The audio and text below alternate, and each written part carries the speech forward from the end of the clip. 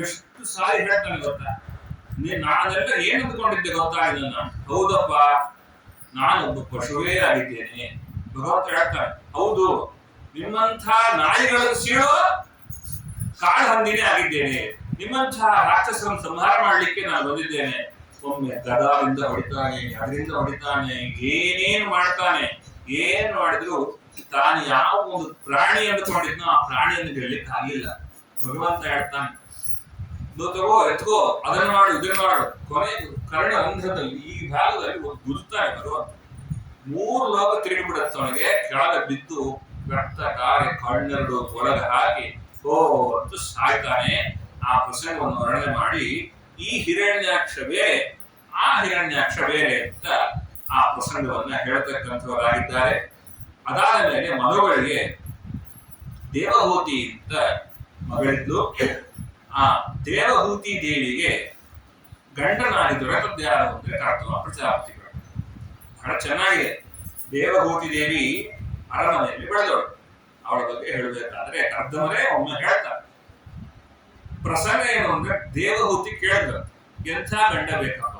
ಇವತ್ತು ಕೇಳ್ತಾರಲ್ವ, ಎಂಥ ಗಂಡ ಬೇಕು, ನನ್ಗೆ ಈಗಲೂ ಮದುವೆ ರೆಡಿ ಇಲ್ಲ, ನನ್ಗೆ ಈಗ ಬೇಡ ಮದುವೆ ಅಂತ ಅಂತಾರಲ್ವ. ಅವಳು ಹಾಗಂದಿಲ್ಲ. ಅವಳಂದು ನಾನು ಮದುವೆ ತಯಾರಿದ್ದೀನಿ, ಮೊದ್ಲೇ ಅರಮನೆಯಲ್ಲಿ ಹುಟ್ಟಿದವಳು. ಹಾಗಿದ್ದಾಗ ಅವಳಿಗೆ ಎಂಥ ಗಂಡ ಬೇಕು ಅಂದಾಗ ಈ ಅರಮನೆ ಡಬಲ್ ಆಗ್ಬೇಕು ಅಂತ ಅನ್ಸಿರ್ತಾರೆ. ಅಲ್ಲ, ಅವಳೊಂದು ನನ್ಗೆ ಅರಮನೆಯಲ್ಲಿರೋರನ್ನು ಕೊಡ್ತಿರೋ ಗೊತ್ತಿಲ್ಲ, ಎಲ್ಲೋ ಒಂದ್ ಕಡೆ ಕಾಡಲ್ಲಿ ಗುಡಿಸದಲ್ಲಿರೋರನ್ನು ಕೊಟ್ಕೊಡ್ತಿರೋ ಗೊತ್ತಿಲ್ಲ, ಆದ್ರೆ ವಿವೇಕಿ ತತ್ವಜ್ಞಾನಿ ತಿಳುವಳಿಕೆ ಇರುವ ಭಗವಂತನನ್ನ ದಾಳಿ ಹೊಂದಿದಂತಹ ಗಂಡು ನನಗೆ ಬೇಕು ಅಂತ ಕೇಳಿದ್ರು. ಹಾಗಿರೋದು ಒಬ್ಬರೇ ಇಲ್ಲ. ನಾವು ಹೇಳ್ತಾರೆ ಕರ್ದಮ ಪ್ರಜಾಪತಿಗಳೊಬ್ಬರೇ. ಕರ್ದಮ ಪ್ರಜಾಪತಿಗಳಿಗೆ ಸ್ವಯಂ ಬ್ರಹ್ಮದೇವರ ಆದೇಶ ಆಗಿರ್ತದೆ, ಸೃಷ್ಟಿ ಮಾಡ್ರಿ ಅಂತ.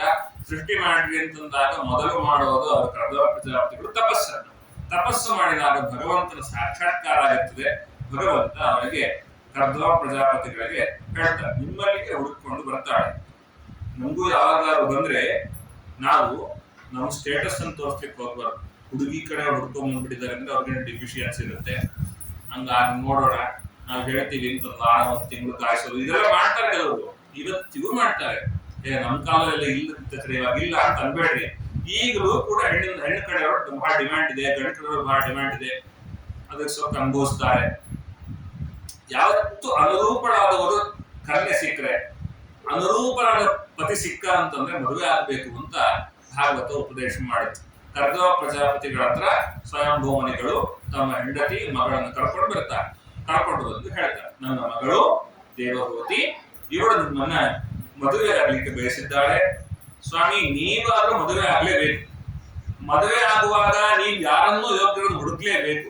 ಹುಡುಕ್ಲಿಕ್ಕೆ ನಾನಾ ಲೋಕ ತಿರುಗಬೇಕು. ಅದರ ಬದಲು ನನ್ನ ಮಗಳು ಒಳ್ಳೆಯ ನಿಷ್ಠಾವಂತರಾಗಿದ್ದಾಳೆ, ಅದರಿಂದಾಗಿ ನೀವು ಇವಳನ್ನು ಮದುವೆ ಆಗಬಹುದು ಅಂತ ದೇವಹೂತಿ ದೇವಿಯ ಬಯಕೆಯನ್ನು ಅರಿದಂತಹ ಅವರು ಪ್ರಶ್ನೆ ಮಾಡಿದಾಗ ಕರ್ದವರು ಹೇಳ್ತಾರೆ, ಅಲ್ಲ ನಾನಾದ್ರೂ ಹೇಗೆ ಬೇಡ ಅಂತ ಹೇಳಿ. ಯಾಕೆ? ಒಮ್ಮೆ ಒಂದು ವಿಮಾನ ಹೋಗ್ತಾ ಇತ್ತಂತೆ. ವಿಮಾನದಲ್ಲಿ ಗಂಧರ್ವರು ಹೋಗ್ತಾ ಇದ್ರು.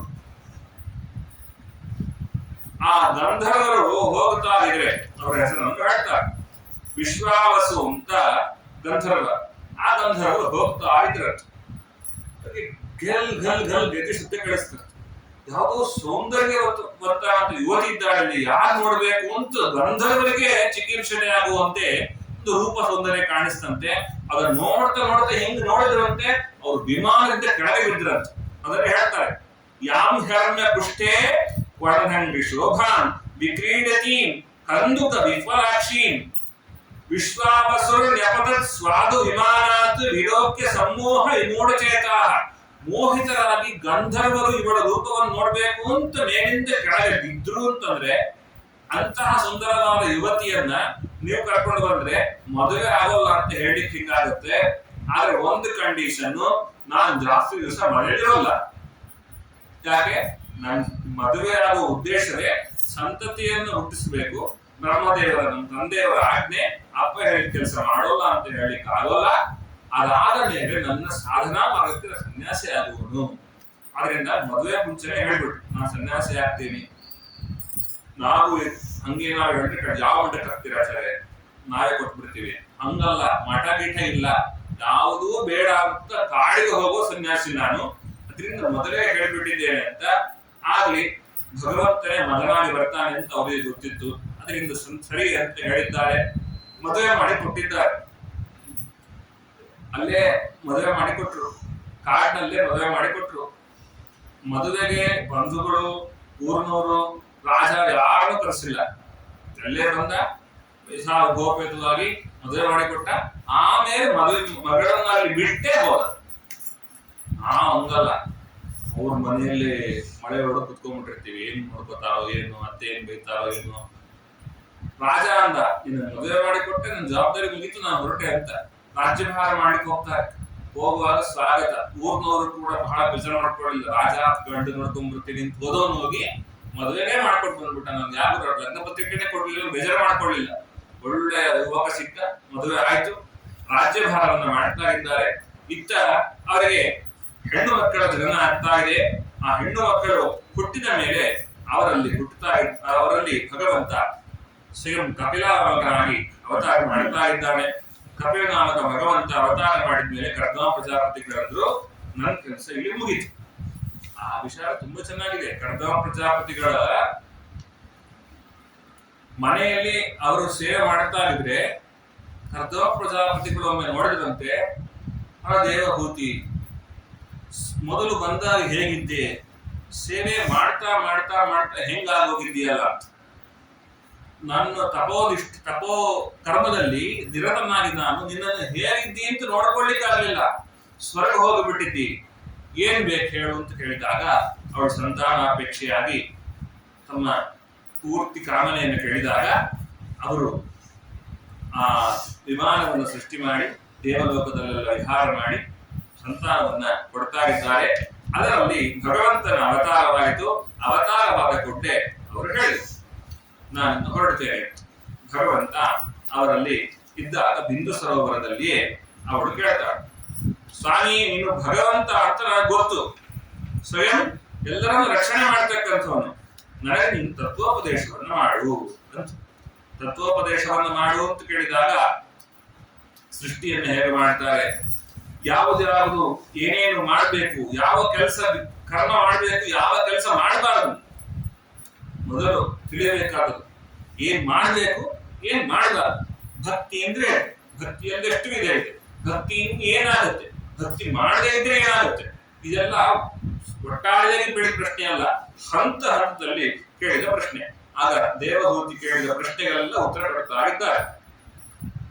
ಯಾವುದು ಪ್ರಕೃತಿ ಅಂದ್ರೆ ಯಾವುದು, ಪುರುಷ ಅಂದ್ರೆ ಯಾರು, ಅದಕ್ಕೆ ಯಾಕೆ ಅವೆಲ್ಲ ಆಕರ್ಷಿಕೊಳ್ತಾ ಇದೆ ಅಂತ ಕೇಳಿದಾಗ ಭಗವಂತ ಹೇಳ್ತಾನೆ, ತ್ರಿಗುಣದಿಂದ ವ್ಯಕ್ತವಾಗುವಂತಹ ಈ ಜಗತ್ತು ಏನಿದೆ ಅದಕ್ಕೆ ಮೂಲ ಕಾರಣವಾಗುತ್ತೆ ಪ್ರಕೃತಿ. ಅದು 5 ಆಗಿದೆ. ಅದು ಈ ರೀತಿಯಲ್ಲಿ 24 ತತ್ವಗಳನ್ನ ಆಗಿ ಬರ್ತಾ ಇದೆ.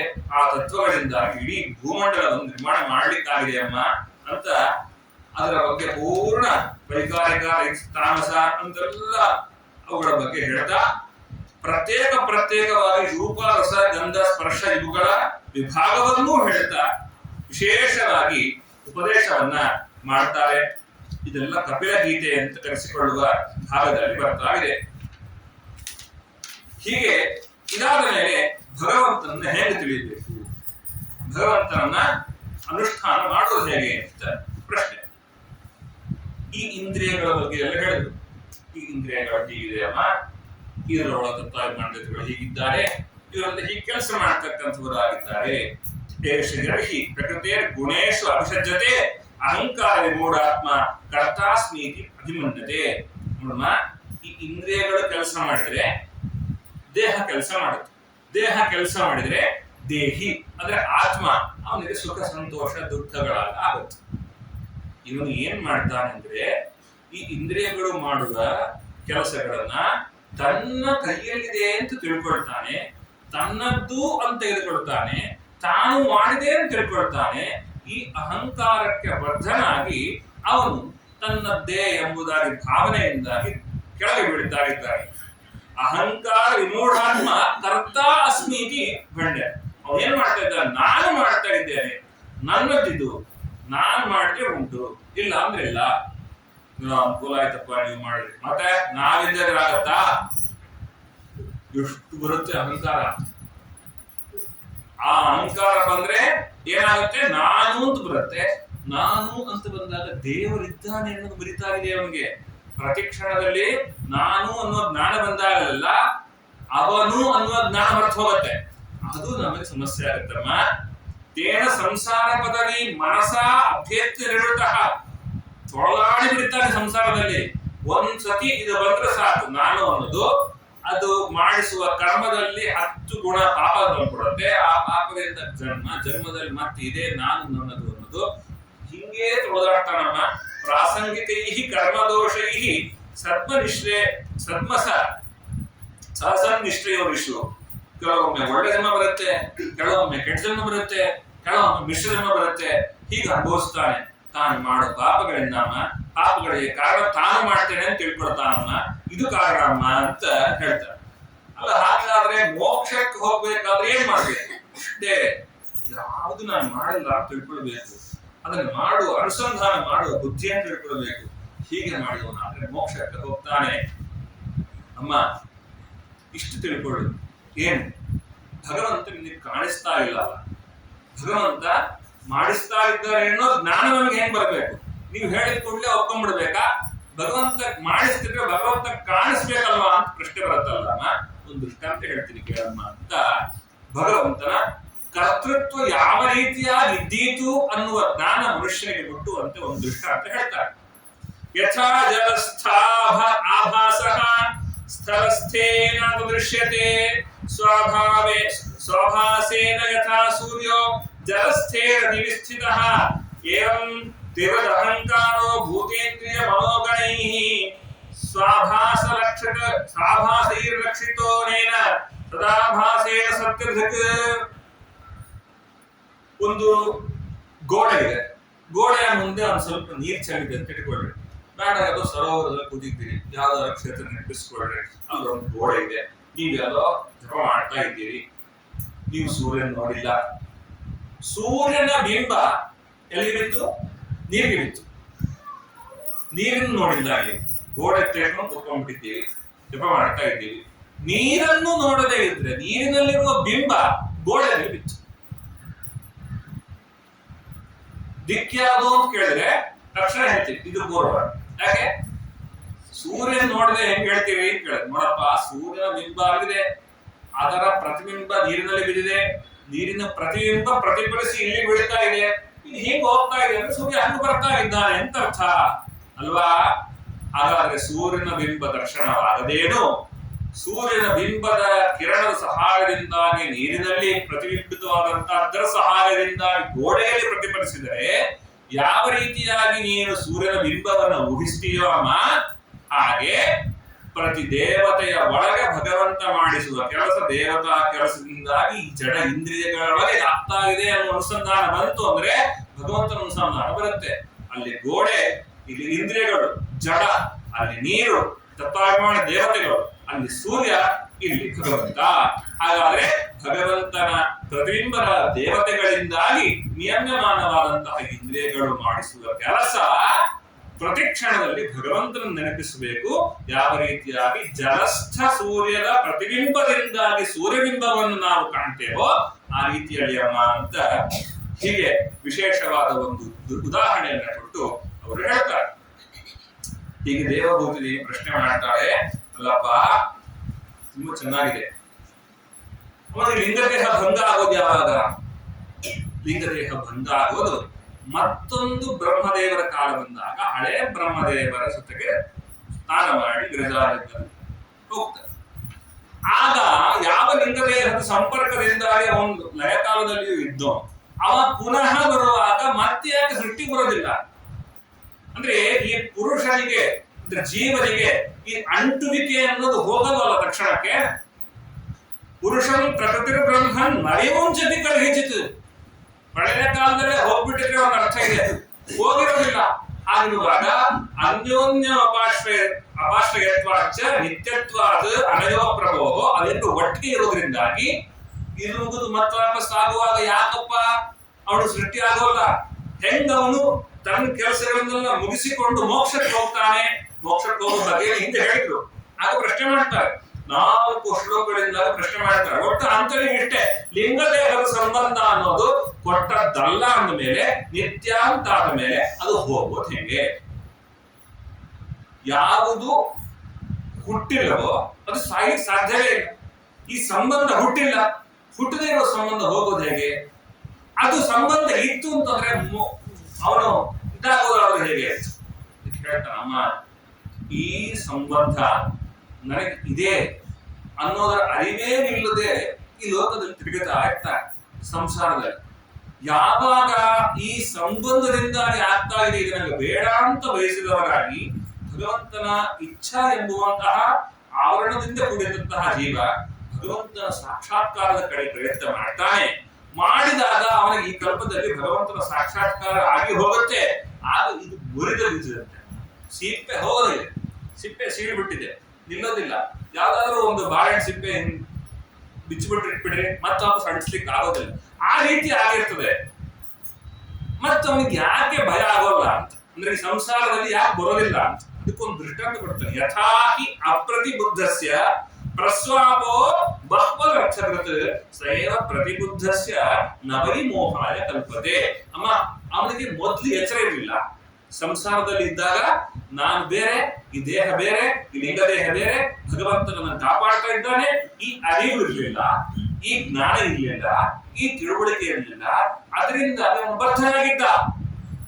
ಯಾವಾಗ ಭಗವಂತನ ತತ್ವಜ್ಞಾನ ಬಂದು ಸಾಧನೆ ಮಾಡಿಕೊಂಡು ಭಗವಂತನ ಸಾಕ್ಷಾತ್ಕಾರ ಪಡೆದನೋ ಆಗ ಅವನು ಎಚ್ಚೆತ್ತುಕೊಂಡ. ಇದ್ದಕ್ಕಿದ್ದಾರೆ ಈ ಮನೆ ಒಳಗೊಂದು ಆಣೆ ನುಗ್ಗುದು. ಆಣೆ ನುಗ್ಗಿ ಎಲ್ಲ ರಂಪ ಮಾಡ್ತಾ ಇದೆ. ನಾವೇನ್ ಮಾಡ್ತೀವಿ? ಎಲ್ಲರೂ ಕೋಡೆ ಹೊಡಕೋ ಬಾಲ್ ಹಾಕೊಳ್ತೇವೆ, ಹೆದರ್ಕೊಳ್ತೇವೆ, ಮೂಲೆ ಕೂಡ್ತೇವೆ, ಇನ್ನೊಂದು ಏನೋ ಮಾಡ್ತೇವೆ. ಸಿಕ್ಕ ಹಾಕೊಂಡ್ಬಿಟ್ಟಿದ್ದೆ ನಾನು ಮೂಲೆಗೆ. ಏನಾಗುತ್ತೆ? ಆನೆ ನನ್ನ ಕಡೆನೇ ಬರ್ತಾ ಇದೆ, ಬರ್ತಾ ಇದೆ, ಬರ್ತಾ ಇದೆ. ಎಲ್ಲಿವರೆಗೂ ಬರ್ತಾ ಇದೆ ಆನೆ ಅಂತ ಭಯ, ಎದ್ದೇಳೋ ತನಕ. ನಿದ್ದೆಯಿಂದ ಎದ್ರೆ ಅಯ್ಯೋ ಆನೆ ತುಡೋಡ್ಬಿಡ್ತಿತ್ತು ನನ್ನ ಅಂತ ಭಯ ಪಡ್ತೀನ? ಮಲಗಿದ ವ್ಯಕ್ತಿ ಕನಸಿನಲ್ಲಿ ಕಾಣುವಾಗ, ನಾನಾ ಜಗತ್ತಿನಲ್ಲಿ ನೋಡಿದಾಗ ಹೆದರೋದು ಸಹಜ. ಅವನು ಎದ್ದಾಗ ಆ ಕನಸಿನಲ್ಲಿ ಕಂಡದ್ದನ್ನು ನೋಡಿಕೊಂಡು ಹೇಗೆ ಹೆದರೋದಿಲ್ಲವೋ ಹಾಗೆ ಅಮ್ಮ, ಯಥಾಹಿ ಅಪ್ರತಿಬುದ್ಧಸ್ಯ, ಏಳದೇ ಮನುಷ್ಯ ಮಲಗಿದ್ದಾನೆ, ಪ್ರಸ್ವಾಪ ಮಲ್ಕೊಂಡಿದ್ದಾನೆ, ಕಾಣಿಸ್ಕಾಳ್ತಾ ಇದ್ದಾನೆ, ಬಹುವನ ಅರ್ಥಕೃತ ಬಹಳ ಅನರ್ಥಗಳನ್ನು ಅನುಭವಿಸ್ತಾನೆ, ದುಃಖ ಅನುಭವಿಸ್ತಾನೆ, ಇನ್ನೊಂದು ಏನೋ ಲಾಸ್ ಆಯ್ತು, ಎಲ್ಲ ಆಯ್ತು. ಮನೆಯಲ್ಲಿ 10 ಲಕ್ಷ ರೂಪಾಯಿ ಹೊಡ್ಕೊಂಡು ಹೋಗ್ಬಿಟ್ರು ಕಳ್ಳರು. ಯಪ್ಪ ಏನ್ ಮಾಡ್ಲಿ ತಲೆ ಮೇಲೆ ಕೈ ಇಟ್ಕೊಂಡು ಹೊರ ಕೂತಿದ್ದ. ಎಚ್ಚರ ಆಯ್ತು, ರೀ ಎದ್ದೇಳ್ರಿ, ಬೆಳಗ್ಗೆ 6 ಗಂಟೆ ಆಗಿದೆ, ಪೂಜೆ ಮಾಡ್ರಿ. ಹೌದಾ ಅಂತ ಬಂದು ಬೀರ ನೋಡ್ತಾನೆ. ಹೌದಾ? ಆಗ ಅವನು ಎದ್ದೋದಿಲ್ಲ, ಕಳ್ಳರು ಎತ್ಕೊಂಡು ಹೋಗ್ಬಿಟ್ರು ಅಂತ. ಯಾಕಂದ್ರೆ ಎದ್ದ ಮೇಲೆ ಕನಸಿನಲ್ಲಿ ಆದ ಅನರ್ಥದ ಬಗ್ಗೆ ಯಾವ ರೀತಿಯಾಗಿ ನಶ್ವರ ಭಾವನೆಯಿಂದ ಚಿಂತನೆ ಮಾಡ್ತೇವೋ ಆ ರೀತಿಯಲ್ಲಿ ಭಗವಂತನ ಸಾಕ್ಷಾತ್ಕಾರ ಆದ ಮನುಷ್ಯ ನಶ್ವರ ಭಾವದ ಚಿಂತನೆ ಮಾಡೋದ್ರಿಂದಾಗಿ, ಭಗವಂತ ಸಾಕ್ಷಾತ್ಕಾರದಿಂದಾಗಿ ಮತ್ತು ಆ ಸಂಸಾರಕ್ಕೆ ಭಕ್ತನಾಗೋದಿಲ್ಲಮ್ಮ. ಹೀಗೆ ಏವಂ ತ್ವಸ್ಯ ಪ್ರಕೃತಿ ಮಹಿಮಾ ರಸಂ, ಹೀಗೆ ಅಮ್ಮ ಅಂತ ಅವರ ಬಗ್ಗೆ ಹೇಳ್ತಾರೆ. ಅನಂತರದಲ್ಲಿ ಅಷ್ಟಾಂಗ ಯೋಗ ಭಗವದ್ಗೀತೆಯಲ್ಲಿ 6ನೇ ಅಧ್ಯಾಯದಲ್ಲಿ ವಿಶೇಷವಾಗಿ ಕೃಷ್ಣ ಪರಮಾತ್ಮ ಹೇಳಿದ್ದಾನೆ. ಆ ಯೋಗದ ಚಿಂತನೆ ಹೇಗೆ ಮಾಡಬೇಕು, ಮನಸ್ಸನ್ನ ಹೇಗೆ ಇಡಬೇಕು ಅದನ್ನೆಲ್ಲ ಹೇಳ್ತಾ ಬರ್ತಾರೆ. ಅವ ಧ್ಯಾನ ಮಾಡ್ಬೇಕಾದ್ರೆ ಹೀಗೆ ಮಾಡ್ಬೇಕಮ್ಮ. ಯಾರಾದ್ರೂ ನಮ್ಮಲ್ಲಿ ಒಬ್ಬರಾದ್ರೂ ನಮ್ಮ ಹತ್ರ ಹೀಗೆ ಸಂವಾದ ಮಾಡ್ತೀವ? ಅವ 8 ಗಂಟೆ ಆಯ್ತು ತಿಂಡಿ ಹಾಕಿಲ್ಲ ಅಷ್ಟೇ. ಅವ ರಾತ್ರಿ ಏನ್ ಮಾಡ್ತೀವಿ? ಅವ ನಾನ್ ನಾಳೆ ಬರಲ್ಲ, ನನ್ ಡಬ್ಬಿ ಕಟ್ಟಬೇಡ. ಈ 3 ತಿಂಡಿ ಊಟದ ಸಂಬಂಧ ಅಮ್ಮನೊಟ್ಟಿಗೆ ಸಂವಾದ ಬಿಟ್ರೆ ಬೇರೆ ಯಾವ ಸಂವಾದವನ್ನು ಅಮ್ಮನೊಟ್ಟಿಗೆ ಮಾಡೋದಿಲ್ಲ. ಅವರು ಹೇಳ್ತಾರೆ, ಅಮ್ಮ ಕೇಳಿದ ಪ್ರಶ್ನೆಗಳೆಲ್ಲ ಉತ್ತರ ಕೊಡ್ತಾರೆ. ಅಮ್ಮ ಕೇಳಿದ್ದು ಧಾರಣೆ ಅಂದ್ರೆ ಏನಪ್ಪ, ಧ್ಯಾನ ಅಂದ್ರೆ ಹಿಂಗ್ ಮಾಡ್ಬೇಕು.